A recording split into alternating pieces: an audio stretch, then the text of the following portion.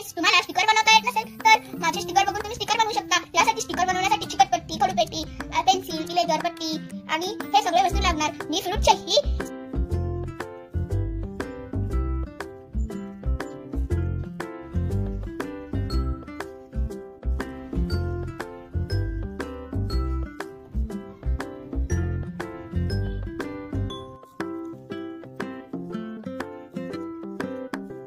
हे dry sticker रंगवत आहे। मी तसे रंगवले आहे जसे तुम्ही रंगवा। आता हे सगळे स्टिकर झाले आहेत। आता हे सगळे स्टिकर रंगवून झाले आहेत। आता मी हे सगळे स्टिकर कैंचीने कापत आहे। आपण चिकटपट्टीच्या सहाय्याने सगळे स्टिकर चिपकवत आहे। हे सगळे स्टिकर आपण चिकटपट्टीच्या सहाय्याने चिपकवत आहे। तर मित्रांनो, माझे स्टिकर झाले। तुम्हाला स्टिकर आवडले असेल तर लाईक करा, शेअर करा, सबस्क्राइब करा आणि कमेंट्स वर चांगले कमेंट्स टाका। बाय।